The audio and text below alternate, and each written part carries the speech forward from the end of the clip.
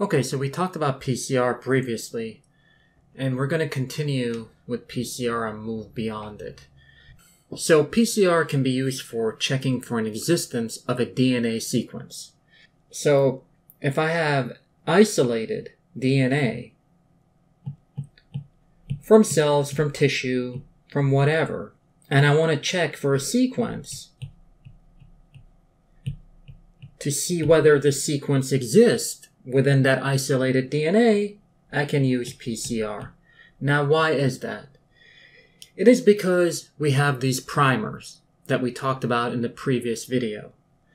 When you have a sequence of DNA, and let's say here's my DNA, right?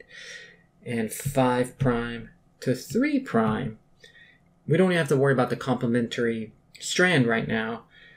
If I have a specific primer, which gives me that free 3' end for the polymerase to work with to add nucleotides to, well, this will bind to a complementary sequence on the template chain. And this will be 5' to 3', right? And the chain will be extended in this direction, right? And I'm already at double-stranded now. That's why I said you don't have to worry about the complementary strand for this double-stranded DNA right now, because through the denaturation step of the PCR cycle, they'll be separated. And then you have a second primer. Now, primers are typically 10 to 15 nucleotides long, okay? And there are 4 nucleotides, right? So to have a random sequence be in the genome that matches perfectly and is complementary to our primer, it will be a 1 to 4th chance to the power of 10 if our primer is 10 bases long. If it's 15 bases long, so it could be anywhere from here to here, right? Depending on how long our primer is. So the chances are very low that there's a similar sequence accidentally in the genome that also matches our primer. So PCR allows you to look for a specific sequence because you're using these primers. And when you're looking for a specific sequence, you don't need to amplify for the whole gene, for example. You only need to do it for a small portion of a gene. So here, for example, is a gene, and a gene has a promoter.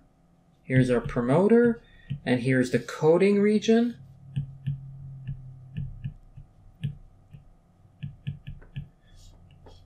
Right? And I don't need to PCR starting at the left side of the promoter and go all the way to the right side of the coding region. If I'm looking for this sequence and see whether it exists, because this whole thing could be 2,000 base pairs long, I can just simply go, look, I'm just going to look for this little area right here, which is only like 200 base pairs long. And I'm going to amplify this. And what the amplification does, because during the PCR cycle, you are amplifying. Let's write down the PCR cycle.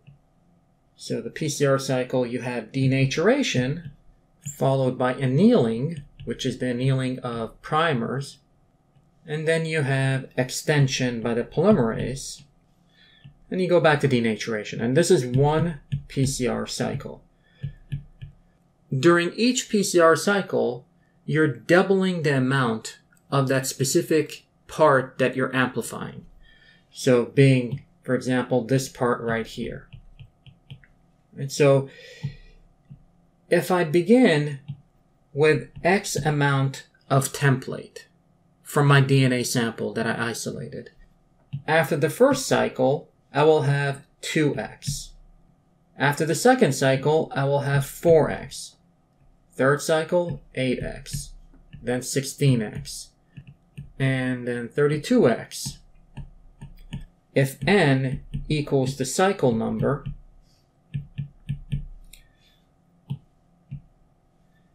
and X is the concentration of template in the beginning, then the amount of DNA I will have will be X to the 2N. Right? This is the amount of DNA we'll have. After n cycles. So why do we need to amplify? Why do we have to have so much of the DNA made? Well, the thing is that the method that we use to check whether the sequence exists in our sample has a certain sensitivity. So we have to amplify the signal enough so that, for example, when we run an agarose gel, we can actually see that band on an agarose gel. So the sensitivity of the instrument or method used to check for the existence of the sequence, that has to be kept in mind when doing anything. For example, my ears cannot hear sounds that are below a certain decibel level. So I won't be able to hear those noises. Doesn't mean those noises don't exist. But if I have a device that amplifies those low noises and makes it louder, then I can hear those noises.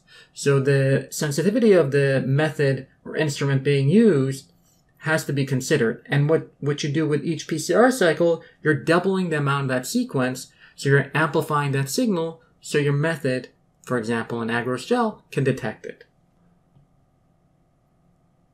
This will tell me whether a sequence exists. Yes, it is there, or no, it isn't there.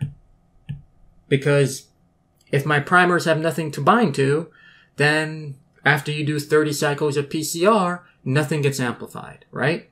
So what is happening during PCR? So if we have this plot where my x-axis is cycles of PCR, so PCR cycles, and my y-axis is just the amount of DNA. Now you have to remember, we said this before in the previous video, that the amount of template you put in is very little. Okay, so you're not going to see much of a signal from DNA if you have very little of it in your PCR reaction. So as the number of cycles increase, what will happen is the amount of DNA will slowly increase exponentially until it reaches a plateau. And this plateau right here, right, why is it there? Well, the rate limiting step for PCR is the amount of primer. And you cannot put too much primer into the PCR reaction because that leads to other problems. So once the reaction runs out of primer, you plateau. No more DNA is being amplified because there's no primers.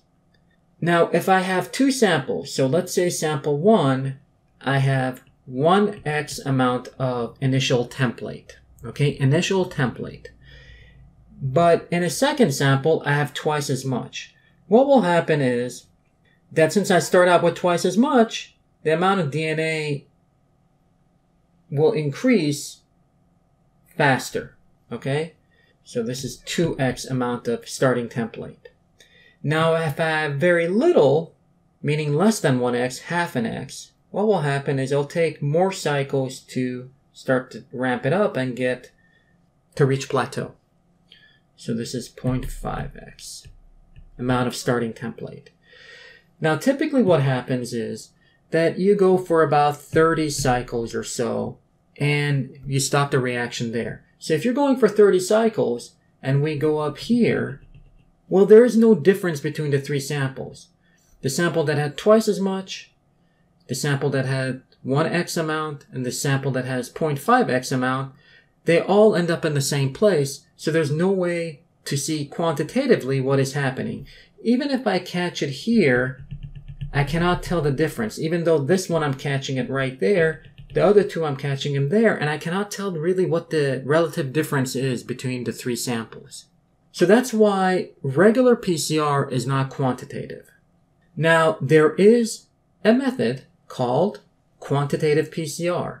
And what does quantitative PCR do? What's the difference? So quant PCR is using the same cycles of PCR of denaturation, annealing, and extension, and back to denaturation. Same cycle. Except what you add to your PCR reaction is cyber green. This is the most common method to do quantitative PCR. And before we continue, quantitative PCR is sometimes called real-time PCR. And that's because you're monitoring the reaction in real time. Now, cybergreen is a fluorophore. And what it does, it will bind to double-stranded DNA. So if I have double-stranded DNA, here's my cybergreen, it will bind to double-stranded DNA. And once it binds to double-stranded DNA, it will fluoresce. If you excite it with the right wavelength of light, it will fluoresce and emit light. Right? So if I have more double-stranded DNA, I will have more of the cybergreen bound and more light being emitted. So I can monitor how much DNA is in the reaction at all times by just monitoring the amount of light being emitted by cybergreen. Now when we draw that plot that we drew above, now my x-axis has not changed, it's still PCR cycles. But now what I'm looking for my y-axis is cybergreen fluorescence. And it will look pretty much the same, except now the reaction is being monitored in real time. So as the reaction proceeds, you will have the exponential phase, and you go right here. And you reach this plateau. Now, if I have multiple samples, and typically in a real-time PCR machine, you can have up to 96 samples or more. But let's say I just have 3 samples, right?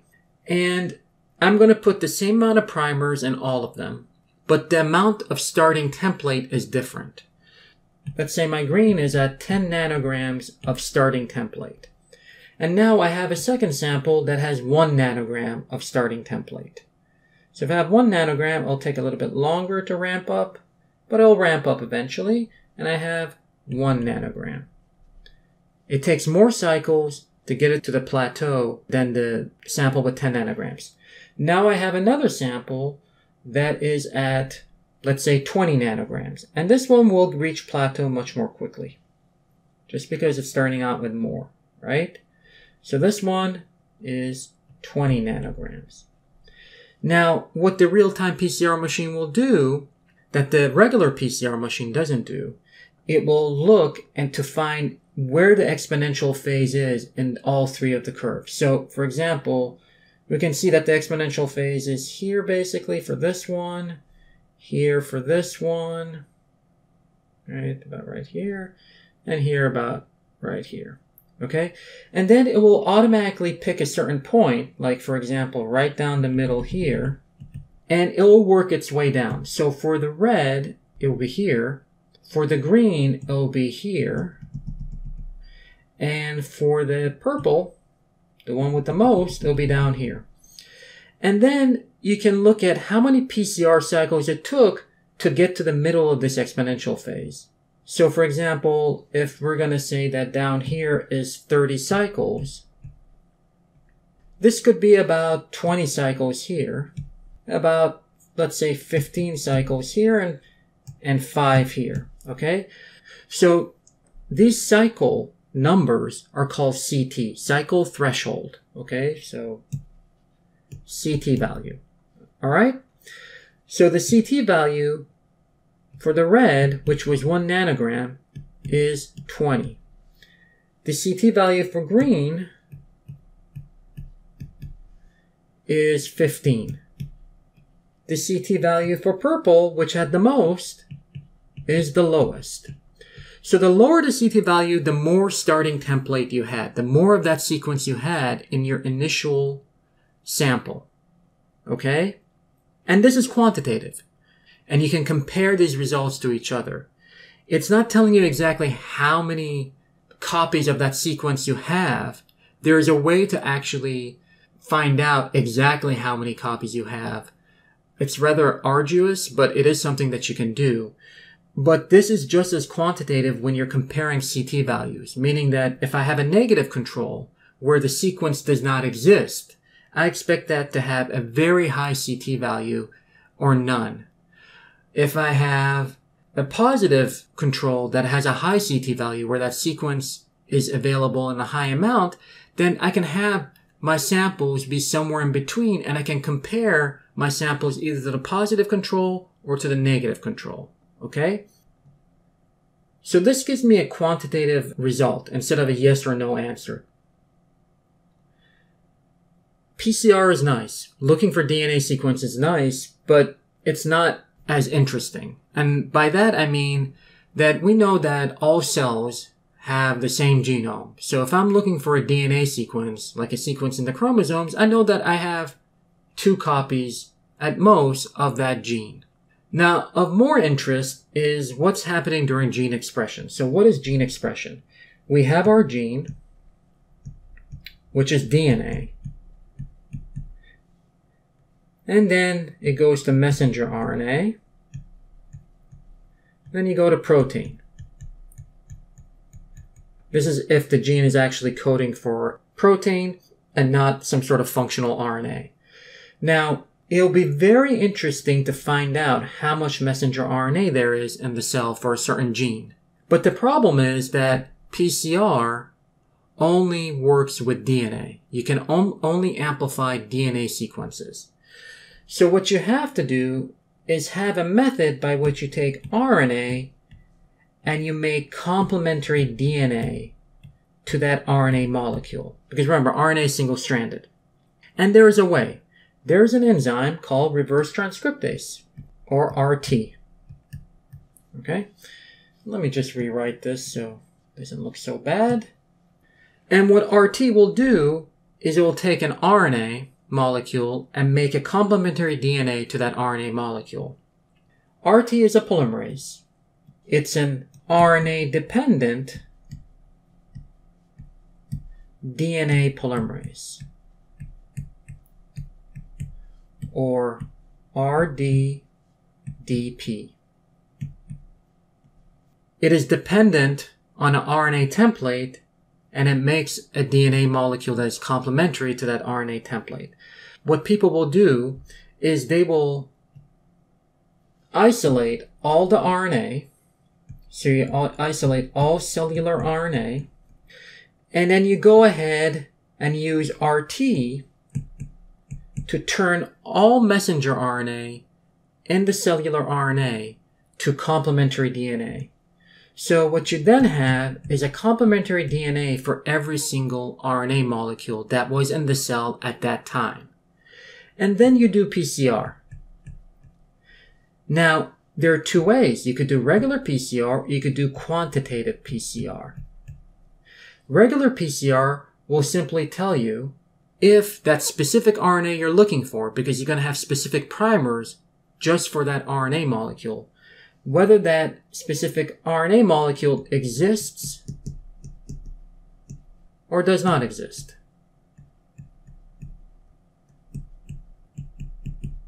That's it. qPCR will tell you how much of that specific messenger RNA is in the sample. What's the applications of this? The applications are very real. It is being used right now for SARS-CoV-2 testing. So when you initially go get a nose swab because you might have been exposed, or you're feeling ill, or you just maybe want to get a test, when you get that initial nose swab, they go ahead and they isolate the RNA from the cells that were picked up in your nose. Now you might be saying there's not a lot there, but you don't need very much. You need very little template to start out with. And they do this reaction where they take the RNA and they make the complementary DNA to all the RNA, and then they do a PCR reaction to see if the sequences for SARS-CoV-2 exists in your cells from your nose, or they don't. It's a yes or no answer. Yes, they do. Yes, they don't. It doesn't tell you how much virus you have or how much viral RNA you have. Now, to find out how much viral RNA you have, in the hospital where they have people who are actually ill or have tested positive for SARS-CoV-2 through the first method, they will do the same thing, except instead of doing PCR, they'll do qPCR, and they will find out how much viral RNA you have. It is important to note that this will only tell you how much viral RNA you have. It doesn't say how much infectious units of virus you have. Now you might be asking, wait, the genome of SARS-CoV-2 is not DNA? No. SARS-CoV-2 is an RNA virus, so its genome is RNA. Okay, so I think this is as much as I want to talk about this, but if you do have any questions, please do ask. I can make another video maybe covering a question or two that you have over this topic or these techniques. Just remember that PCR allows you to look for a specific sequence within the sea of sequences. And what you're doing is you're looking for that specific sequence and you are amplifying that sequence. So now the voice of that sequence is much louder than the voices of the other sequences.